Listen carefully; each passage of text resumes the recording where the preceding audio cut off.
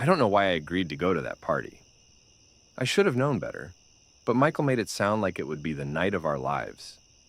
It was early October, and the leaves had just started to fall, making the streets look like something out of a Halloween movie.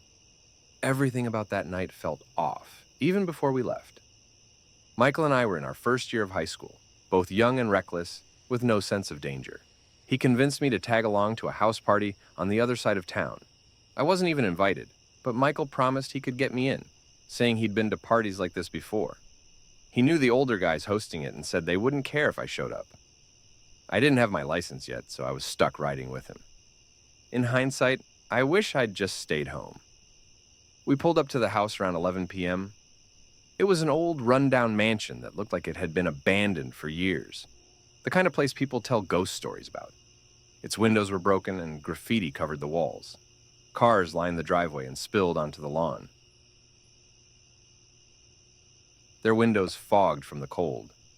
The place was vibrating with loud music, and as we approached, I could feel the bass thumping through my chest. People hung out on the front porch, smoking, drinking, and laughing a little too loudly. I could already tell it wasn't a high school party. Before we got out of the car, Michael turned to me. "Hey, you should leave your phone in here," he said. "I've been to parties like this. People will grab it if you leave it unattended. Better safe than sorry." It didn't feel right, but I didn't want to seem paranoid, so I left it in the glove compartment and followed him into the house. I regretted it almost immediately. The second we walked in, the smell hit me. A mix of stale beer, cigarette smoke, and something else I couldn't place. Something sickly sweet that lingered in the air. The rooms were dimly lit, mostly by string lights draped along the walls, and the crowd was way older than I expected. These weren't high school kids. They were adults. People who looked like they'd lived hard lives. Most of them barely glanced at us, too wrapped up in whatever they were doing.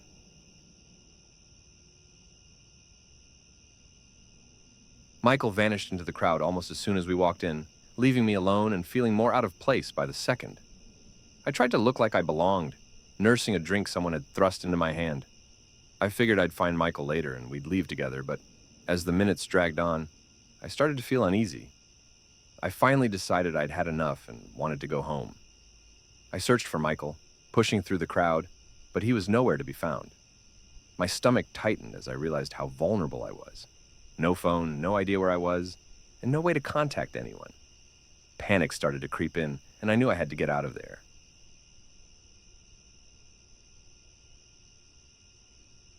I stumbled out the back door, hoping the cold air would help me sober up. The backyard was even worse.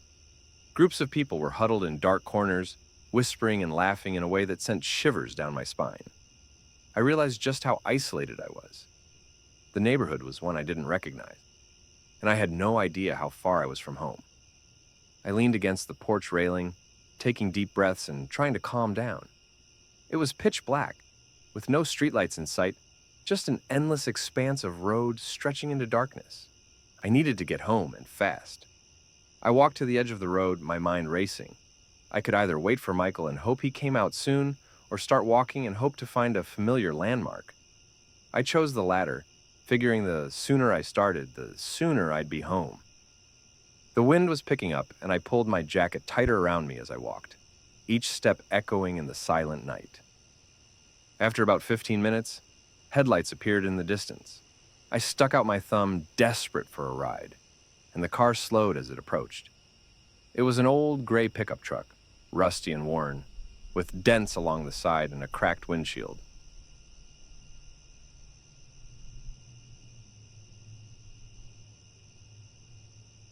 The window rolled down, and inside was a man who looked to be in his late 50s.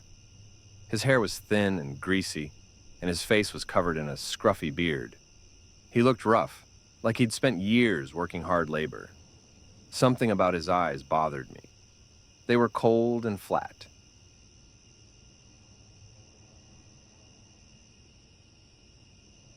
With no hint of warmth. "You need a ride?" he asked, his voice gravelly and rough. I hesitated.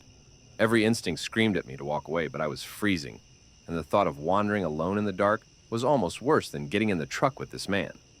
I forced a smile and nodded, climbing into the passenger seat. I told myself I'd be fine. After all, he was just giving me a ride home. As we drove, the man didn't say much, and the silence felt like a physical weight pressing down on me. Every now and then, he would glance over at me, his gaze lingering a bit too long. I kept my eyes on the road, hoping to spot a familiar street or landmark, but everything looked the same, just empty stretches of road and dark fields. "So," he finally said, breaking the silence, "what's a kid like you doing out here alone?" I shrugged, trying to sound casual. "Just got separated from my friend. Figured I'd find my way home." He nodded, but there was something unsettling about his expression. "You should be more careful," he said slowly, his voice almost a whisper. "Never know who you might run into on a night like this." I forced a laugh, but inside, I felt a creeping sense of dread. His hand was resting on the seat between us, just a few inches from my leg. I shifted slightly, trying to put some distance between us, but he noticed and gave me a look that made my blood run cold.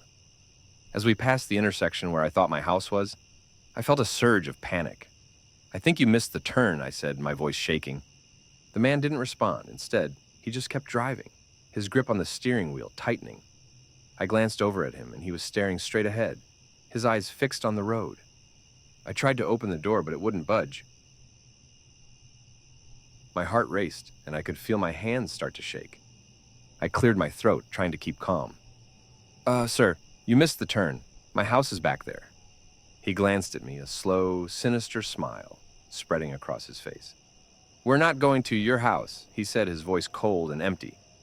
My blood ran cold. I looked around, searching for anything I could use as a weapon, but the truck was empty. I tried the door handle again, but it was locked, and there was no way out. My heart pounded, and I felt a surge of adrenaline as I realized just how helpless I was.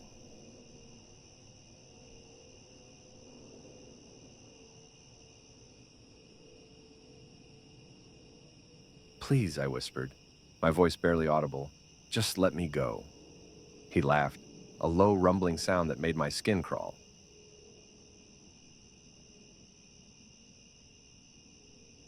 "You're not going anywhere, kid," he said, his eyes glinting with malice. "You should have stayed at that party. At least there, you might have been safe." He reached over, his hand sliding up my leg, and I froze, my mind racing. I knew I had to do something, anything, to get out of there. I thought about screaming, but I was miles from anyone who could hear me. I thought about fighting, but he was twice my size, and I didn't stand a chance. Desperation clawed at me, and I realized I had only one option. Suddenly, flashing red and blue lights filled the rearview mirror. The man cursed and slammed on the brakes, and I didn't waste a second. I threw open the door and stumbled out.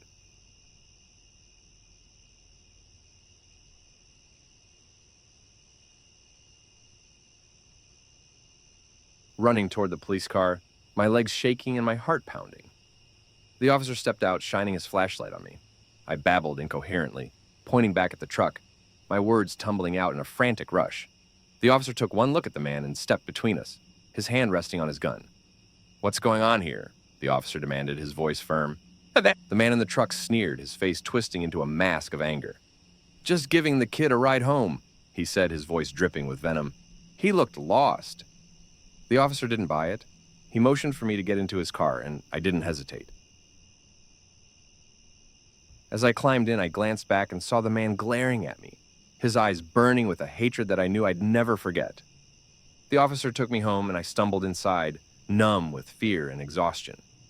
I told my parents what happened, and they called the police station to report the man. But I knew, deep down, that he would be out there somewhere, watching and waiting for his next chance.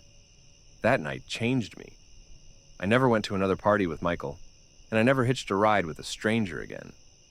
Every time I see a gray truck, I feel that chill, that sickening dread that reminds me of that night. And sometimes, when I'm alone in the dark, I swear I can still see those cold, hungry eyes watching me from the shadows, just waiting for me to make another mistake.